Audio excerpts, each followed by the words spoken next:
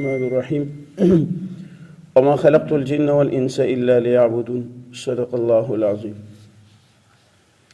جیسے کہ میں نے جمعے میں عرض کیا تھا کہ انشاءاللہ تعالی یہ چند دن رمضان سے پہلے کے ہیں اور رمضان کا پورا مہینہ انشاءاللہ رمضان سے ریلیٹڈ یا رمضان میں ہونے والے یا ایسے موضوعات ہیں کہ جن پر روزانہ کسی ایک موضوع پر ہم درس دیں گے۔ تو رمضان کا سب سے پہلے جو آج کا ہمارا سب سے پہلا سبق سمجھو یا سب سے پہلا درس کہہ لو، وہ ہمارا یہ ہے کہ جس کا عنوان یہ ہے کہ ہم رمضان کا استقبال کیسے کریں۔ اللہ تعالیٰ قرآن مجید میں فرماتے وما خلقت الجن والانس الا لیعبدون، کہ میں نے جنات اور انسان کو صرف اپنے عبادت کے لیے پیدا کیا ہے۔ انسان کا، مسلمان کا ہر عمل یہ عبادت کے اندر داخل ہے، یہاں تک کہ اگر وہ واش روم بھی جاتا ہے تو اس کا یہ عمل بھی عبادت کے اندر ہی داخل ہے۔ صرف نماز یہ ایک عبادت ہے، باقی مسلمان کی پوری زندگی یہ عبادت ہی ہے۔ جیسے کہ آپ حضرات دیکھتے ہیں ہمارے پیسوں کے اوپر جو ہے وہ لکھا ہوا ہوتا ہے کہ حصول رزق حلال عین عبادت ہے، تو یہ بھی عبادت ہے۔ العرض مسلمان کا کوئی بھی عمل جو مطابق شریعت ہو وہ عبادت کے اندر ہے، چاہے وہ حرم میں ہو چاہے وہ واش روم کے اندر واش روم جائے، لیکن سنت کے طریقے سے جائے، یہ عبادت ہے۔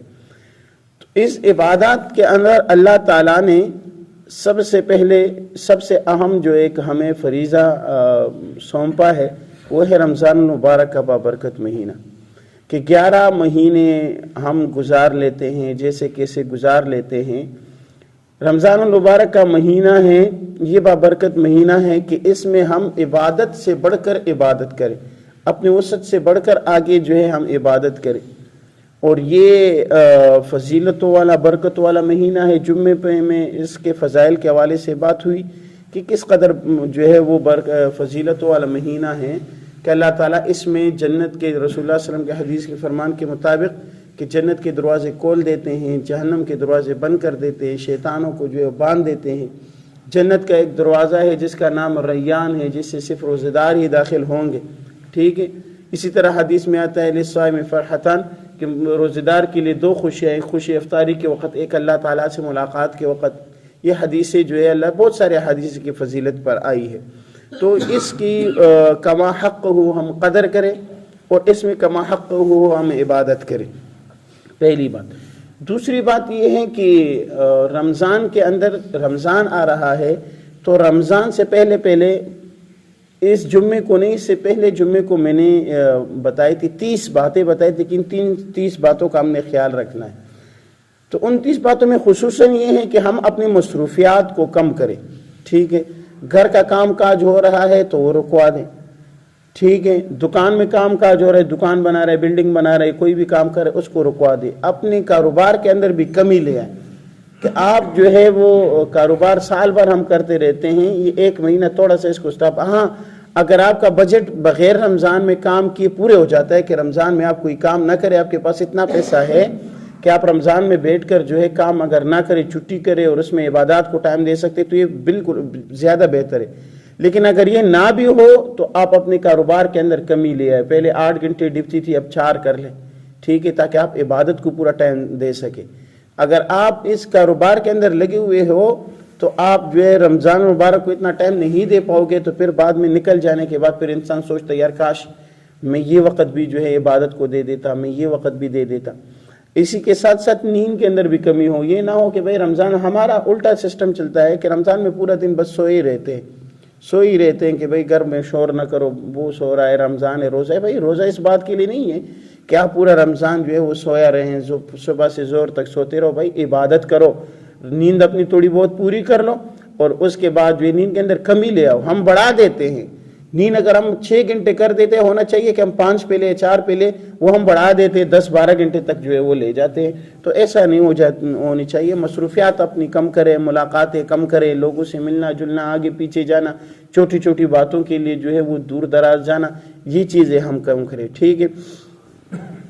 تیسری بات یہ ہے، اللہ تعالیٰ قرآن مجید میں فرماتے ہیں یا ایھا الذین آمنوا کتب علیکم الصیام کما کتب علی الذین من قبلکم لعلکم تتقون، کہ روزے کا حصول کیا ہے، کہ روزہ اللہ تعالیٰ نے ہم پر فرض کیا۔ اللہ تعالیٰ فرماتے ہیں کہ اے ایمان والوں، میں نے تم لوگوں پر رمضان کے روزے فرض کیے جیسے کہ پہلے لوگوں پر فرض کیے تھے، لعلکم تتقون۔ باقی آیت کو چھوڑ کر صرف اس جملے کو ہم لے لیں کہ لعلکم تتقون سے کیا مراد ہے کہ اللہ تعالیٰ نے روزے کیوں فرض کیے؟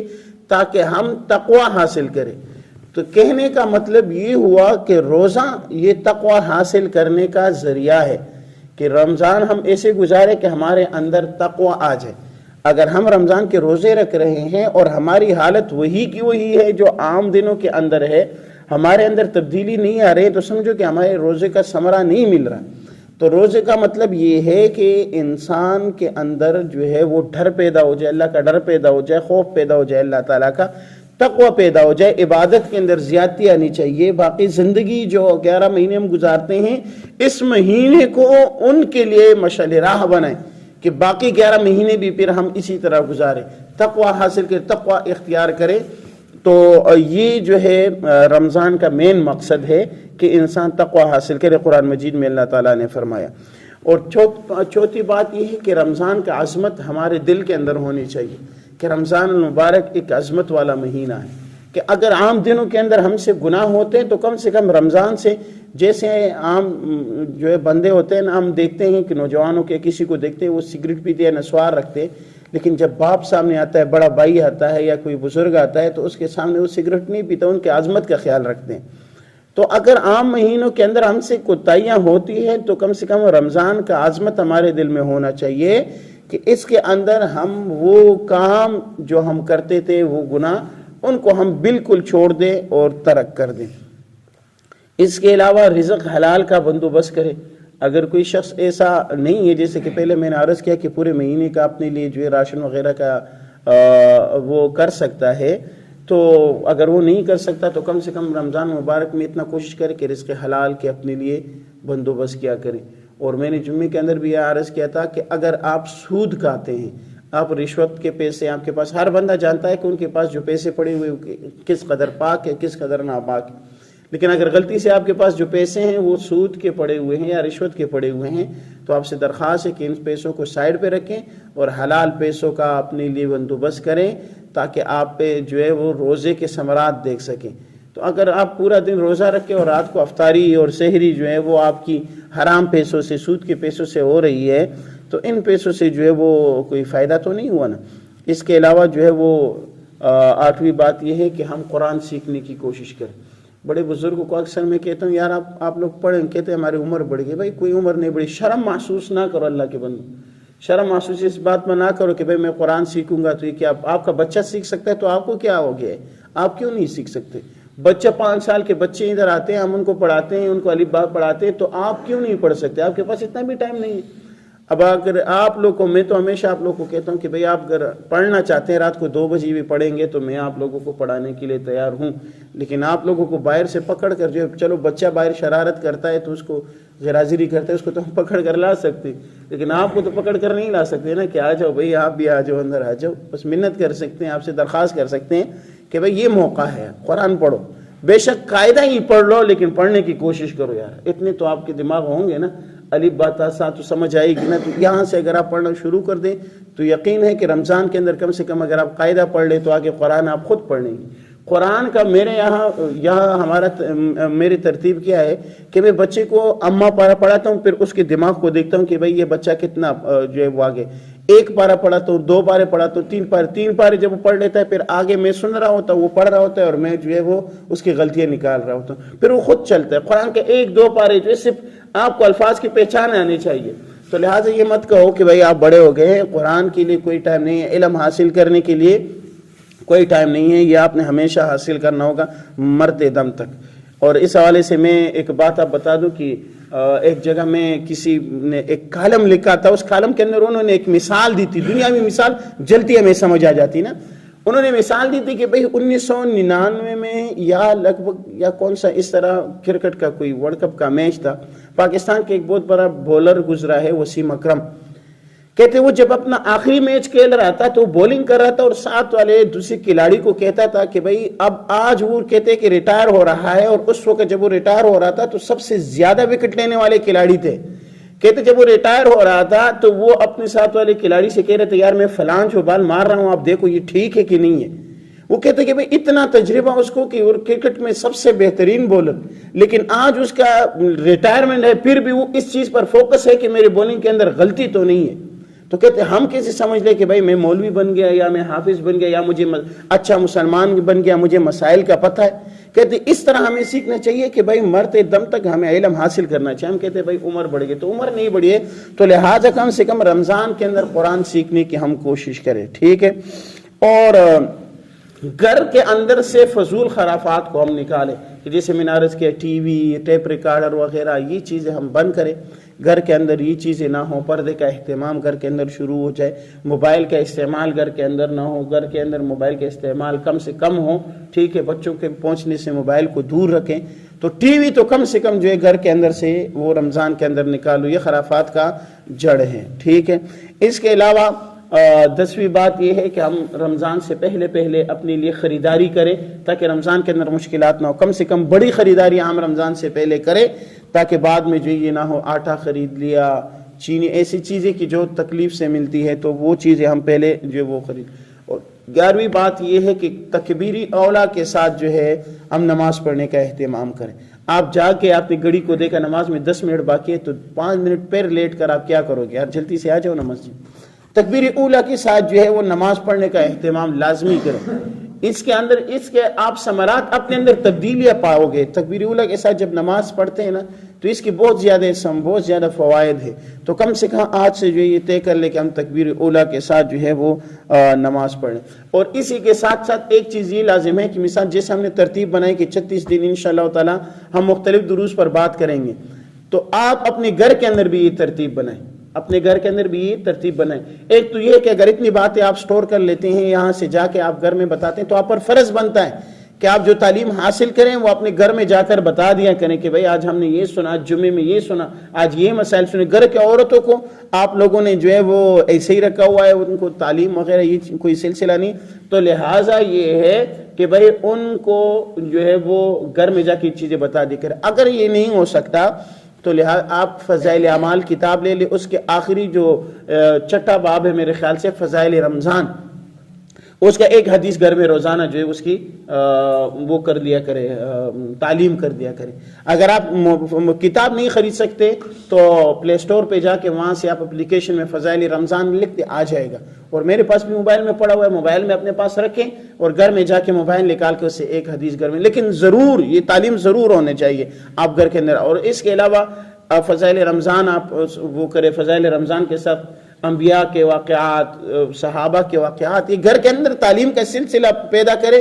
یقین جائیں اس کے اندر گھر میں بہت زیادہ فائدہ. ایک تو یہ ہوگا کہ گھر کے اندر جوڑ پیدا ہوگی، بیٹی اس کمرے میں، بیٹا اس کمرے میں، باپ ادھر ہے، بیوی ادھر کچن میں. یہ چیزیں یہ جب آپ تعلیم کریں گے سب بچے آپ کے قریب آ جائیں گے. بچوں کو روزانہ کچھ نہ کچھ نصیحت کیا کرو، ان کی کچھ تربیت کیا کرو. آپ گھر آ رہے ہیں، صبح اٹھ کے نکلتے جا رہے ہیں تو بچوں کو تو ٹائم دو. اللہ کے بندے بچوں کی تربیت تو کرو. بچہ کیا چاہتا ہے، بچے کے دل میں کیا ہے، بچے کی تعلیم میں کیا رکاوٹ ہے، ان کی جو کچھ مشکلات ہے کوئی بچوں سے پوچھ لیا کرو. بچہ اسکول جاتا ہے، بیٹا آپ کو تو کوئی برا بلا تو نہیں کہتا، آپ کو کوئی غلط حرکت تو نہیں، ہم بچوں کو یوں چھوڑ دیتے. بیٹا محلے میں آپ کے ساتھ تو کوئی جو ہے وہ کوئی آپ کو بری باتیں تو نہیں بتاتا. یہ کل کی بات ہے نا، بینک کالونی کے اندر ایک بچہ ذبح کر دیا گیا اور اس سے ایک دن پہلے جو ہے وہ ایک بچہ جو ہے وہ ڈیم میں پھینک دیا گیا. ٹھیک ہے. تو یہ بچے کو ماں باپ پوچھتے نہیں ہوں گے نا بچہ کدھر گیا کدھر آ. 5 منٹ آپ کا بچہ فضول ضائع نہ کرے. بیٹا آپ کا آ رہا ہے اسکول سے آ رہا ہے واپس آ گیا، بیٹا 2 بجے اسکول کی چھٹی ہوتی ہے، بیٹا 4 بجے گھر آ رہا ہے تو 2 گھنٹے بچے نے کہاں گزارے پوچھ تو لو. اللہ کے بندے ظاہر بات ہے اس نے کوئی یا تو ویڈیو گیم کھیل رہا ہوگا یا سنوکر میں گیا ہوگا یا کہیں نہ کہیں غلط کام میں لگا ہوگا. آپ پوچھتے کیوں نہیں؟ آپ کیسے باپ ہے؟ جانور تو نہیں ہے گھر سے نکال دے، صبح جا رہا ہے شام کو آ رہا ہے. تو بچوں سے پوچھو، ان کو ٹائم دیا کرو، ان کے ایک ایک لمحے کا پوچھا کرو. بچوں کو یوں لگتا ہے جب باپ یہ پوچھتا ہے نا، بچوں کو یوں لگتا ہے کہ باپ سختی کر رہا ہے. باپ سختی نہیں کر رہا ہے. مجھے یاد ہے کہ ہمارے والد صاحب یہ کرتے تھے، ہم حیران ہو جاتے تھے. میں بسا اوقات امی کو کہتا تھا یار ابو نے کیا ہم سے لڑکی بنایا ہوا ہے کہ ہر وقت جو ہے ہم سے پوچھتا. آج سمجھ آ رہا ہے کہ ابو کیوں اتنی سختیاں کرتے تھے. تو لہٰذا بچوں سے پوچھ لیا کرو. بچے فضول چیز, آپ کا بچہ اسکول گیا, آپ نے ان کو بال پین دیا ہوا ہے 20 روپے والا, بچہ واپس آ رہا ہے, اس کے پاس جو ہے 80 روپے والا بال پین ہے, اس کے پاس ایسی چیز ہے جو اس کے پاس آپ نے لے کر نہیں دی. بچے سے پوچھو یہ آپ نے کہاں سے لائے؟ ظاہر بات ہے وہ باہر تو بک تو نہیں رہے نا آسمان سے, جو ہے وہ کوئی خیراتی تو نہیں نا آسمان سے ٹپک رہے ہیں, یا تو اس نے چوری کی ہوگی, یا تو غلط کام کیا ہوگا, یا کسی کا لے کر آیا ہوگا, تو کوئی اس کو غلط کاموں پہ ڈال دے گا. تو لہٰذا بچوں کو تعلیم رات کو جو ہے تعلیم رمضان میں کم سے کم اس چیز کا سلسلہ شروع کر دیں, آگے آپ لوگوں کے لیے آسانی ہوگی. اس کے لیے جو ہے وہ اس کو کیا کہتے ہیں, فضائل اعمال کا اس کے لیے اہتمام کرے. اور اسی کے ساتھ ساتھ جو ہے وہ کام چھوڑ دے جو انسان کے حدیث شریف کی روشنی میں جو کام آتے ہیں کہ یہ کام کرنے والا رمضان میں بھی بخشش سے محروم رہے گا. تو لہٰذا اور شب برات کے اندر جو شب قدر کے اندر بھی جو بخشش سے محروم رہے گا وہ کام چھوڑ دیں. ان میں سب سے پہلی بات یہ ہے کہ والدین کی نافرمانی. جو شخص والدین کی نافرمانی کرتا ہے, والدین ان سے ناراض ہے, وہ چاہے جو بھی عبادت کرے, جس شخص سے اپنے ماں باپ ناراض ہے وہ اللہ کو کیسے راضی کرے گا؟ یہ محال بات ہے کہ بھئی کوئی جو ہے وہ ماں باپ کو ناراض چھوڑ کر اللہ کو راضی کرے گا. اللہ نے اپنی راضی ان کی رضا میں رکھی ہوئی ہے, یہ ناراض ہے تو وہ کیسے راضی ہوگا؟ یار یہ نہیں ہو سکتا, ناممکن ہے کہ ماں باپ ناراض ہو. ہاں اگر قرآن کے اندر صرف اتنا آتا ہے کہ وَأَن تُشْرِكْ بِاللَّهِ شَيْئًا, کہ اللہ تمہارے والدین تم نے یہ کہے کہ بھئی تو اللہ تعالیٰ کے ساتھ شریک کر, صرف اس بات میں ان کی بات نہ ماننا, باقی وہ جو کہے گا آپ نے وہ کرنا ہے, وہ جو کہے گا آپ نے وہ کرنا ہے. یہاں تک کہ شریعت یہ کہتا ہے اگر آپ کے والد بیمار ہیں, آپ والد کے پاس سے اٹھ کر مسجد نماز پڑھنے کے لیے جاتے ہیں تو آپ کے والد کی خدمت کے لیے کوئی نہیں ہے. حالانکہ باجماعت نماز چھوڑنے کی کسی صورت بھی اجازت نہیں ہے, لیکن اس صورت میں آپ کو شریعت اجازت دیتی ہے کہ بھائی آپ والد کی خدمت کریں, بے شک آپ نماز ان کے پاس کھڑے ہو کر جو ہے وہ پڑھیں.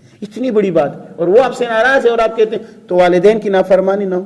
نمبر 2 قطع تعلق ہی نہ ہو, رشتہ داروں کے ساتھ چھوٹی چھوٹی باتوں کو لے کر جو ہے وہ باتیں, آپ نے مجھے شادی میں دیر سے کارڈ بھیجا, اس کو پہلے بھیجا, اس کو شادی میں ادھر بٹھایا, مجھے ادھر بٹھایا, مجھے نہیں بلایا, اس کو بلایا, یہ چھوٹی باتیں. کیا عجیب لوگ ہو یار, چھوٹی باتوں پر ناراضگیاں جو ہے وہ کر لیتے ہو فلاں کے ساتھ, چھوٹی. آپ اس کو ڈھونڈ لینا, کسی سے پوچھو آپ بھائی سے کیوں ناراض ہے, تو آپ کو جو بات بتائے گا آپ اس کو ٹٹولو گے تو معمولی سی بات نکل آئے گی. تو لہٰذا قطع تعلق کی چھوڑو, صلہ رحمی, صلہ الارحام, صلہ رحمیوں کو قائم کرو. اگر آپ کا بھائی آپ سے نہیں بولتا ہے تو آپ ان کے گھر چلے جائیں. اگر آپ دل پہ پتھر رکھیں نا, یہ بڑی بات تو یہ ہوتی ہے نا, وہ آپ کے گھر آئے گا, وہ آپ سے بات کرے گا اور آپ کہتے ہیں نہیں میں نے بھائی سے صلح کر دیا, وہ آپ کے پاس ہے, اس نے صلح کیا, آپ نے تو نہیں کیا. تو لہٰذا قطع تعلق رشتہ داروں کے ساتھ جو ہے وہ تعلق بحال کرو, تعلق کو مت چھوڑو. اسی طرح کینہ بغض رکھنے والا اللہ تعالیٰ فرمائے اس کی بخشش نہیں ہوتی. دل سے کسی کے لیے بھی, ماننے والوں کے لیے, دوستوں کے لیے, رشتہ داروں کے لیے, سب کے لیے جو ہے دل سے کینہ نکالو. وہ صحابی کا واقعہ ہے, لمبا چھوڑا واقعہ ہے, وہ جو ہے وہ آپ صلی اللہ علیہ وسلم نے کہا کہ وہ صحابی بھی ہے, ایک بندہ بھی آئے گا وہ جنتی ہے. صحابہ نے پوچھا یار یہ بندہ کیا ہے؟ ایک صحابی ان کے ساتھ گئے, 3 دن ان کے ساتھ گزارے, ان کو کہا یار میں نے تو آپ کے اندر کوئی ایسی کوالٹی نہیں دیکھی کہ بھائی آپ صلی اللہ علیہ وسلم نے آپ کو جنتی کہا, آپ کے اندر کیا کوالٹی؟ انہوں نے کہا جب میں رات کو سوتا تو سب کو معاف کر کے سوتا. بس اتنی بڑی بات, اتنی چھوٹی سی بات, آپ اپنے دل سے بات نکالے. اگر کسی کے ساتھ محلہ ہے, علاقہ ہے, رشتہ داریاں ہیں, گھر ہے, دن بھر کسی کے ساتھ ہوتی, کسی کے ساتھ آپ کے تو ہوگی, یہ میں تھوڑی سی بات کسی کے ساتھ ایسے ہوگی, تو رات کو کہو یار یہ معمولی بات تھی یار میں نے بخش دیا, بس معاملہ ختم. ٹھیک ہے, بات دل سے بغض کینہ یہ چیزیں نکال دو. نمبر یہ ہے کہ ایک بات یہ ہے کہ شراب پینے والا, چلو یہ تو ہم میں سے ماشاءاللہ کوئی نہیں ہے, تو شراب پینے والا جو ہے وہ آپ صلی اللہ فرمائے اس کی بھی بخشش رمضان میں نہیں ہوتی. تو یہ چیزیں چھوڑ دو. اور آخری بات جو ہے وہ یہ ہے آج کی درس کی, وہ یہ ہے کہ غریب غربا کی جو ہے وہ رمضان آنے والی ہے, ان کی جو ہے وہ خیال رکھا کرے. اگر آپ کو اللہ تعالیٰ نے دی ہے تو خاص کر سفید پوش, تو خدا کا واسطہ اگر آپ غریبوں کی مدد نہیں کر سکتے نہ کرے, لیکن غریبوں کو ذلیل نہ کیا کرے, ان کی شلوار مت اتارا کرے. بعض لوگ کہتے ہیں جا کے جو ہے وہ جی میں نے مسجد کے باہر آ کے کہہ دیجیے او فلاں صاحب آپ کے لیے جو ہے میں نے راشن لایا ہے وہ لے کے جانا میرے گھر سے, اور فلاں صاحب آپ کو جو ہے وہ راشن دوں گا آپ میرے گھر آ جائیے. لہٰذا یہ بکواس ہے, ایسے نہ کیا کرے لوگوں کی مدد. لوگوں کا مدد یہ ہوتا ہے کہ رات کا اندھیرا ہے, آپ نے چپکے سے چادر اٹھایا, کوئی آپ کو دیکھتا نہیں ہے, دروازے پہ جا کے کٹکھٹایا, دروازے کے اندر رکھا, یہ بھائی حضرت یہ آپ کی امانت ہے. یہ بھی نہ کہو کہ میری طرف سے, کہو کسی نے دی ہوئی ہے کہ بھائی ان تک پہنچا دو, یہ آپ لے لیں, بس میں جا رہا ہوں, بس بات ختم ہو گئی. تصویریں آج کل تو لوگوں نے مذاق بنایا ہوا ہے یار دین سے.